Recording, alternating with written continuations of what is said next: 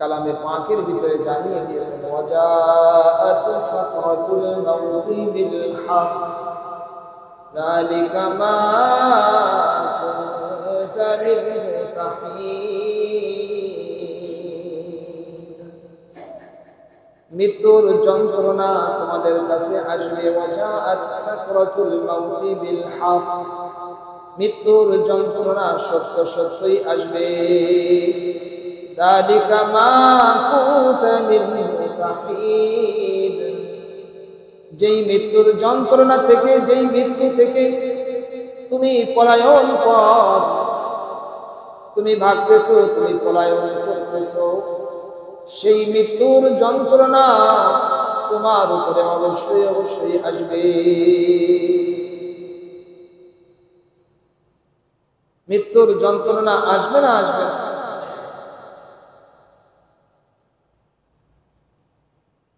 আল্লাহ পাক রব্বুল আলামিন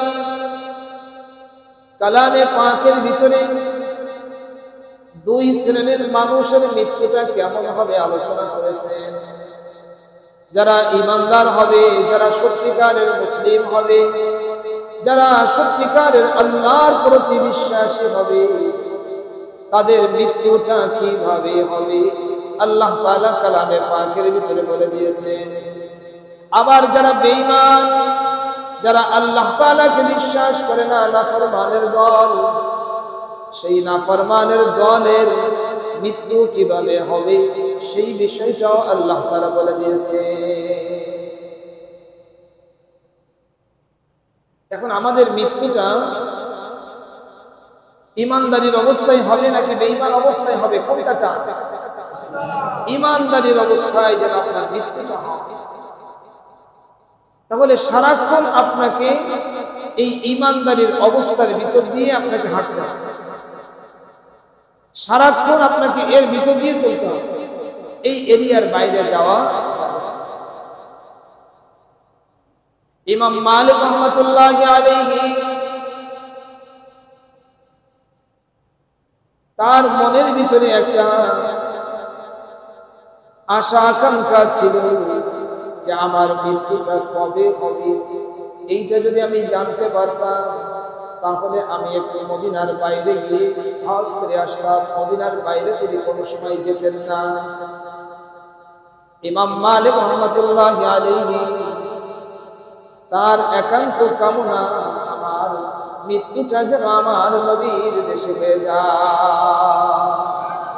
আমার নবী যেই এলাকার ভিতরে শুয়ে আছেন মদিনাতুল মুনাওয়ারা, আমার মৃত্যুটা যেন মদিনাতুল মুনাওয়ারার ভিতরে হয়ে যায়। তিনি এই কল্পনা জল্পনা নিয়ে রাতের বেলা যখন ঘুমিয়ে আসেন, স্বপ্নের ভিতরে দেখানো হলো পাঁচ, দেখানো হলো কি দেখানো হলো? পাঁচ। তিনি এই বিষয়টা বুঝলেন না যে পাঁচ মানে কি বোঝানো হয়েছে। স্বপ্নের যিনি ভালো তাবির করতে পারতেন ইবনে সিরিন রাহমাতুল্লাহি আলাইহির কাছে যখন জিজ্ঞাসা করা হলো এই পাঁচ বলতে কি বোঝানো হয়েছে, ইবনে সিরিন রাহমাতুল্লাহি আলাইহি স্বপ্নের ব্যাখ্যা করলেন। পাঁচ বলতে হলো কালামে পাকের ভিতরে আল্লাহ তাআলা জানিয়ে দিয়েছেন এমন পাঁচটা বিষয় আছে আমি আল্লাহ ছাড়া আর কেউ জানে না, আর কাউকে জানানো হয়নি, কাউকে জানানো হবেও না। সুবহানাল্লাহ। ইন্নাল্লাহা ইনদাহু ইলমুস সাআহ, কিয়ামত কবে হবে এটা আল্লাহ তাআলা ছাড়া আর কেউ জানে না। আর কেউ জানে?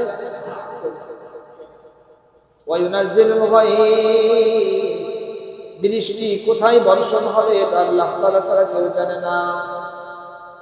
ওয়া ইয়ালামু মা ফিল আরহাম, মায়ের পেটের ভিতরে কি আছে এটা আল্লাহ তাআলা ছাড়া আর কেউ জানে না।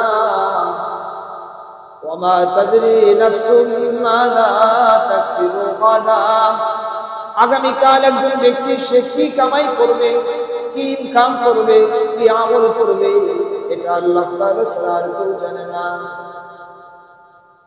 আর হলো কোন জমিনের ভিতরে কোন জায়গার ভিতরে লোকটা মারা যাবে এটাও আল্লাহ তাআলা ছাড়া আর কেউ জানে না। আমরা কোন জায়গায় মারা যাব আমরা কেউ জানি না।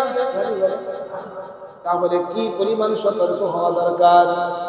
কখন মারা যাব এটাও জানি না, কোন জায়গায় মারা যাব এটাও জানি না, এই দুইটা আমরা কোনটাই জানি না। মারা যাব এটা তো জানি, কি কথা বলেন? মারা যাব এটা নিশ্চিত না অনিশ্চিত? বিশ্বাস কি হয়? সবাই একটু বলেন তো, দিল দিয়ে বলেন, দিল থেকে বলেন যে আমি মারা যাব। আমি যে মারা যাবো এটা নিশ্চিত, কোথায় মারা যাব জানি না, কখন মারা যাব সেটাও জানি না, রাতে না দিনে, দুপুরে না সকালে, ঘুমের ঘরে নাকি হাঁটতে হাঁটতে, কোন অবস্থায় মারা যাব এটাও আমি জানি না। তাহলে আমাদের কিভাবে সাহস হচ্ছে যে আমি নামাজ না পড়ে খেলায় খেলায় ঘুরে বেড়াচ্ছি? আমি এখনো সেই সুন্নাতি যে আদর্শ, সেই আদর্শের ভিতরে আমি এখনো ফেলে আসতেছি। কে আমাকে ধোকার ভিতরে ফেলে দিল? কোন জিনিস আমাকে ধোকায় ফেলে দিল? কে আমাকে ধোকা দিল? কে আমাকে এরকম ধোকার ভিতরে ফেলে রাখে? আমি মারা যাব এবং আস্তে আস্তে আমরা সেই মরণের দিকে এগিয়ে যাচ্ছি। কি বলে? মরণের দিকে এগিয়ে যাচ্ছি না যাচ্ছি? মরণের দিকে আমরা এগিয়ে যাচ্ছি। একটা দিন চলে গেল মানে আপনি মৃত্যুর একদিন আগায় গেছেন। একটা রাত চলে গেল মানে আপনি মৃত্যুর একটা রাত আগায় গেছেন। মালাকুল মউতের সঙ্গে আপনার মোলাকাত হবে, আপনি সেদিকে এগিয়ে যাচ্ছেন। আমি এগিয়ে যাচ্ছি, সবাই এগিয়ে যাচ্ছে, কিন্তু আমরা ভাব ধরছি এমন মারা যাবে। কথাবার্তা, চাল চলন, উঠা বসা, চিন্তা ভাবনা দেখলে মারা যাবে। আসার সময় দেখলাম কত বড় মানুষ, যুবক, হাফ প্যান্ট পরে ঘুরে বেড়াচ্ছে। বলেন না নাউজুবিল্লাহ। এই লোক জানে না যে মারা যাবে। কত মা বোনদের রাস্তার ভিতরে ঘুরে বেড়ায়, মানে গায়ে কাপড় নাই, মাথায় কাপড় নাই, রাস্তার ভিতরে ঘুরে বেড়াচ্ছে। এইসব নারীরা কি মারা যাবে না? তাদের কাছে সংবাদটা পৌঁছানো দরকার যে তুমি মারা যাবা এবং তুমি এভাবে চলো না, তুমি এভাবে চলো না, আল্লাহ তাআলাকে নারাজ করো না, লাভ নেই, লস, লসই লস, পুরোটাই লস। কি বলেন ভাই? আমাদের স্ত্রী, বিশেষ করে আপনার স্ত্রী আর আপনার কন্যাকে আপনি বাঁচান। কাকে কাকে বাঁচানোর কথা বললাম? আপনার স্ত্রী কি সে আপনার দুশমন না আপনার কাছের মানুষ? সবাই একটু বলেন তো, আপনার স্ত্রী কি আপনার দুশমন না আপনার কাছের মানুষ? সে কি আপনার কোনো উপকার করে না ক্ষতি করে? আপনি তাকে কেন উপকার পৌঁছাইতেছেন? আপনি কঠিন ভাবে বলেন, বিভিন্ন ভাবে বলেন, বিভিন্ন ভাবে বোঝান, দেখো এভাবে চললে তুমি জাহান্নাম থেকে বাঁচতে পারবে না, কবরের আযাব থেকে তুমি বাঁচতে পারবে না, মালাকুল মাউত তার যে মৃত্যুর যে যন্ত্রণা, সেই ভয়ঙ্কর যন্ত্রণা থেকে তুমি বাঁচতে পারবে। আল্লাহ পাক রব্বুল আলামিন কালামে পাকের ভিতরে বলেন, ফালাউলা ইযা বালাগাতিল হুলকুম ওয়া আনতুম হিনাইযিন তানজুরুন। একজন মৃত্যু পথের যাত্রী, তার মৃত্যুর সময় যখন ঘনিয়ে আসে, তার জানটা যখন বের হয়ে কণ্ঠনালীর কাছে যখন চলে আসে, তোমরা আশেপাশের আত্মীয় স্বজনরা সবাই ফ্যাল ফ্যাল করে তাকিয়ে থাকো। ওয়া আনতুম হিনাইযিন তানজুরুন, তোমরা ফ্যাল ফ্যাল দৃষ্টিতে তাকিয়ে থাকো, কিন্তু কিছুই করতে পারো না। লোকটা ছটফট ছটফট করে না করে? এই দৃশ্য কখনো দেখছেন? আমি দুইটা দৃশ্য দেখছি, আমার দাদা এবং দাদা। এই দুইটা দৃশ্য আমি একদম চাক্ষুষ দেখছি এবং সবসময় আমার মনে থাকে, সবসময় মনে আসে এবং থাকবে। এটা আপনাদেরকে একদিন শোনাবো, এর ভিতরে আমাদের জন্য নসিহত। তোমরা তখন ফ্যাল দৃষ্টি দিয়ে তোমরা তাকিয়ে থাকো, কিন্তু আমি আল্লাহ তোমাদের চাইতে ওই লোকটার বেশি কাছে থাকি।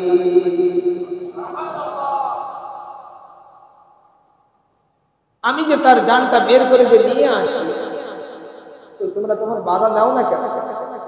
তোমরা তখন এটাকে আটকায় রাখো না কেন? তোমাদের তো মেলা ক্ষমতা। তোমাদের তো মেলা পাওয়া, তোমাদের তো সেই কথাবার্তার ভাবনাই আলাদা, তোমাদের চালচলনই তো আলাদা। তখন আটকে রাখো না কেন? তখন সব ডাক্তার, ইঞ্জিনিয়ার, কবিরা সব বসে আছো, আটকাও না কেন? আল্লাহ পাকের কালাম আমরা কি আটকা রাখতে পারি? মনে করেন একজন মানুষ কেবলমাত্র বিবাহ করছে, মাত্র সবেমাত্র বিবাহ করে বাসর ঘরে আসছে, হঠাৎ স্ত্রী অসুস্থ হয়ে পড়ছে, বাড়িতে লোকজন ভরা, এখনো সে বিবির কাছে যেতে পারে না।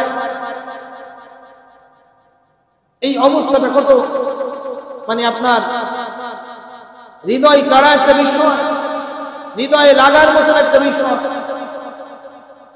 এই মুহূর্তে দেখা গেল ওই মেয়েটা ছটপট করতে করতে লোকটা মেয়েটা মারা গেল, সবাই তাকিয়ে থাকলো কিন্তু কেউ কিছু করতে, সবাই বলে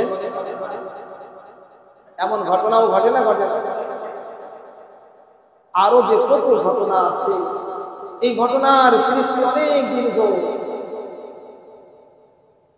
এমন একটা দিন আমাদের জীবনে আসতেছে ভাই, আসতেছে কি আসতেছে না বলেন? এই কথাটা হৃদয়ে ধারণ করে। আজ আমরা দেখতেছি মানুষের হৃদয়ের ভিতরে মৃত্যুর কোনো চিন্তাই নেই, মৃত্যুকে সে ভুলে বসে আছে, অথচ মৃত্যু কিন্তু তাকে খুঁজতেছে, মৃত্যু তাকে খুঁজতেছে, আপনাকে মৃত্যু খুঁজতেছে।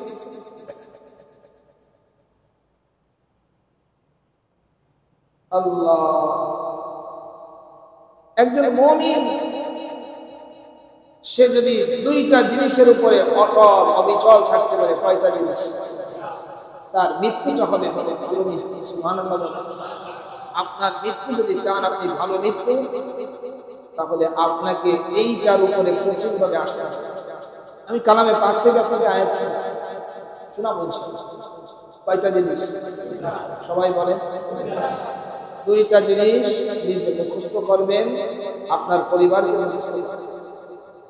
এই দুই জিনিস যদি তার থাকে তাহলে তার মৃত্যুটা বলো ভালো মৃত্যু হবে। ফেরেশতারা মৃত্যুর সময় এসে তাকে অভয় দিবে, হে অমর তুমি চিন্তা করো না, হে অমর তুমি চিন্তা করো না। জোরে বলেন সুবহানাল্লাহ।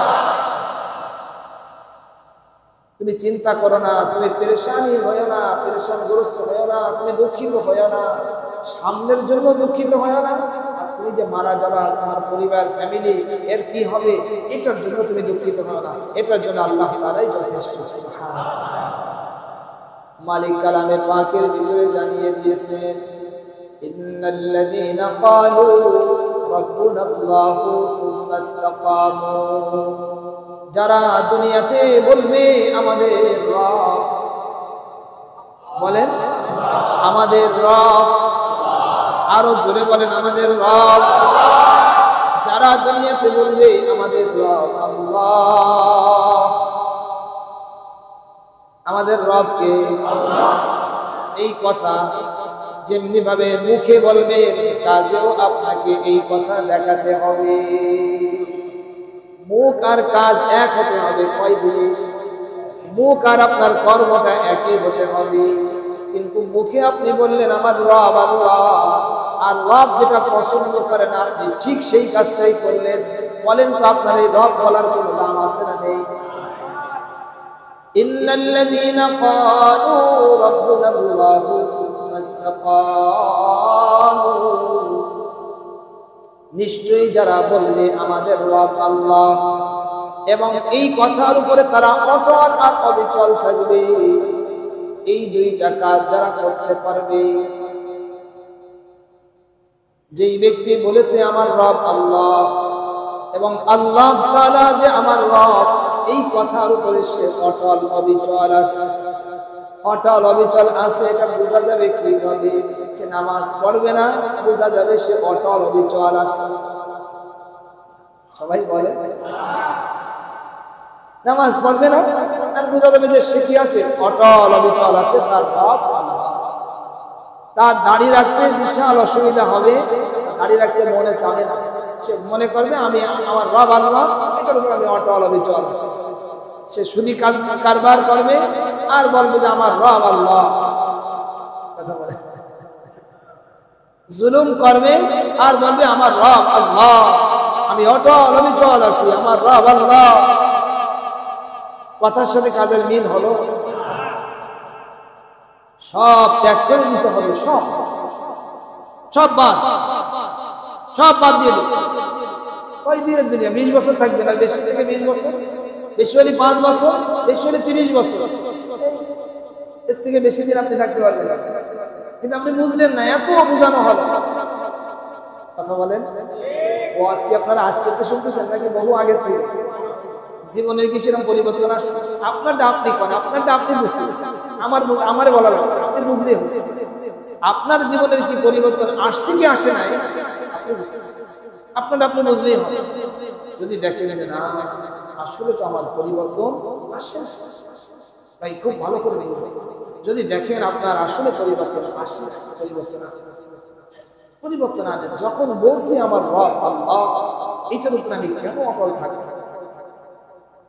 যদি কোনো ব্যক্তি এই কথার উপরে অটল অবিচল থাকতে পারে, যেই ব্যক্তি অটল অবিচল, কোথায় কোথায় থাকতে হবে? আপনার ব্যক্তিগত জীবন একটা আছে না নেই? আপনার ব্যক্তিগত জীবনে এই কথার উপরে অটল অবিচল থাকতে হবে। আপনার পারিবারিক জীবনে এই কথার উপরে অটল অবিচল থাকতে হবে, আমার রব আল্লাহ। মেয়ের বিবাহ হচ্ছে, আরে মেয়ের বিবাহ হলে এখনো তো বিবাহে কোনো জায়গায় যেতে মনে চায় না যে বিবাহ অনুষ্ঠানে যায়, পরিবেশ নেই। সব ইহুদি খ্রিস্টান করে যে ইহুদিদের সঙ্গে দুশ্মনী রাখো, আর ইহুদিদের সেই কালচার মুসলমান সব ধরছে, এমন বিবাহে যাবেন না। কথা বলেন, যেই বিবাহের ভিতরে মেয়ে আর ছেলেকে সাজায় সামনে রেখে দেবে সেই বিবাহে যাবেন না। আর আমার দাওয়াত দিবেন, এমন বিবাহে আপনি আমাকে দাওয়াত দিবেন, দিলে আমি যদি জানতে পারি যাবো। কথা বলেন, এই মুসলমানের বিবাহ হলো, সবাই বলেন না কেন? যেই মেয়েটা কেবলমাত্র বিবাহ হচ্ছে সে সুন্দর না দেখতে? সবাই কথা বলেন না কেন? আপনারা এখানে যারা আছেন পুরুষ মানুষ না নারী? পুরুষ না? পুরুষ হলে তো অবশ্যই বসবেন। একটা সুন্দরী মেয়ের সাজায় বসে রাখি, এর ভিতরে কি আসে? কথা কন, সত্যি কথা কন, মিথ্যা কথা কবেন না। আমিও পুরুষ, আপনিও পুরুষ, আপনার অবস্থা যা হয় আমারও তাই হয়, আমারও যা হয় আপনারও তাই হয়, একই সেম, মানে আলাদা কিছু হয় না। যার কিছু হয় না তাহলে হিজড়ে। কি কথা বলেন? আবার মুসল্লি বলবেন হুজুর যে একটু পড়া কথা, পড়ার তো আমরা দেখেন নাই, পড়া তো আরো পড়া কি, পড়া তো আমরা শুরু করি না, পড়া তো বলতে হবে। এই কথা বলেন না কেন? যখন জাহান্নামে চলে যাবে, কত মানুষকে নিয়ে জাহান্নামে যাবে জানেন আপনি? ওই মেয়েটা কত মানুষকে নিয়ে জাহান্নামে যাবে আপনি জানেন? সেদিন বুঝতে পারবেন। নামাজে দিয়েও কাজ হবে না, নামাজ পড়েও আপনি জাহান্নামে চলে যাচ্ছেন। কেন? এইভাবে এই পদ্ধতি কে শিখালো? কথা বলেন, আমাদের ভিতরে এই কালচারটা কে ঢুকালো? বিশেষ করে ধনী মানুষের বিবাহ হলে সেখানে মেয়ে এবং ছেলেকে সাজায় সবার সামনে রাখতেছেন। বলেন আমার কাছে, বলেন এটাকে আপনার কাছে বৈধ মনে হয়? যদি বৈধ মনে করেন এটা আপনার ঈমান থাকবে না, শেষ। এটা হারাম। কথা বলেন না কেন? এটা হারাম। মেয়েকে মেয়ের জায়গায় রাখেন, ছেলেকে ছেলের জায়গায় রাখেন। বিবাহ হবে সুন্দরভাবে, বড় হোটেলে করেন, কোনো অসুবিধা নেই, কিন্তু মেয়েকে সবার সামনে আসেন। কথা বলেন, মেয়ের সবার সামনে বসা রাখছেন, কারে দেখাচ্ছেন? আমার মাথায় কিছু মানে বুঝে আসে, কারে দেখাচ্ছেন? এই সব মানুষের দেখাতে হবে আপনার মেয়েটাকে। প্রত্যেকটা পুরুষ মানুষ যে হবে সে জিনা, তাকে অবশ্যই তাকে নিয়ে কল্পনা জল্পনা করছে। কি কল্পনা জল্পনা করছেন? জুমার দিন না হলে আমি বলবো। কথা বলেন, কি কল্পনা জল্পনা আসেন আমি জানি না? কথা বলেন না কেন? কি কল্পনা জল্পনা আসেন আমি জানি, আমি বলে দিতে পারবো স্পষ্টভাবে, এই কল্পনা আসে। সেই কাজটা আপনি বাপ হয়ে ওরকম ছেলের সাথে কেন বিয়ে দিতে হবে? এমন ছেলের সাথে আমি কেন বিয়ে দেবো? জাহান্নামের ভিতরে তাকে ঢুকাই দিলাম। আর টাকা দেখতেছেন, টাকা, ওই টাকা আপনাকে জাহান্নামে নিয়ে যাবে। কসম আল্লাহ, ওই টাকা আপনাকে জাহান্নামে নিয়ে যাবে। খালি জামাই মানুষ দেখতেছে বর্তমান, জামাই বিশাল ইন্ডাস্ট্রিজ আছে, হালাল না হারাম খবর না, বিশাল বাড়ি আছে, তার এই আছে ওই আছে। আর একটা ছেলে সে যদি হালাল ইনকাম করে, গরিব, তার কাছে মেয়েটার আপনি বিয়ে দিবেন। এটা মুসলমানের চরিত্র কখনো ছিল না। আপনি সেই সাহাবায়ে কেরামের ইতিহাস খুঁজেন, দেখতে পাবেন। বিশ্বনবী সাল্লাল্লাহু আলাইহি ওয়াসাল্লাম আদরের টুকরা ফাতেমাতুজ জাহরা রাদিয়াল্লাহু তাআলা আনহাকে কার সঙ্গে বিবাহ দিলেন? আলী রাদিয়াল্লাহু কি পরিমাণ টাকা পয়সা ছিল খবর নেন, ইতিহাস পড়ে। কি পরিমাণ টাকা পয়সা তার ছিল কি ছিল না খবর নেন। আমরা কবে বুঝবো? এইভাবে আমরা করে দুনিয়া থেকে চলে গেলাম, কি নিয়ে গেলাম?